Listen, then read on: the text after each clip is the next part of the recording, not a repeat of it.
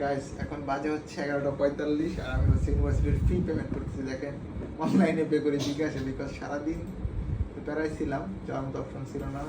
Payment করতেছি, আমার নাম্বারটা যেন দেখা না যায়, আগে দেখা যাচ্ছে না।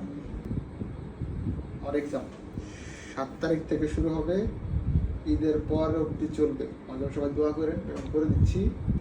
অ্যান্ড পেমেন্ট ডান হয়ে গেছে হচ্ছে আপনার অ্যাডমিট কার্ড। আমি প্রিন্ট দিচ্ছি একটা পেজ, প্রিন্ট দিস পেজ।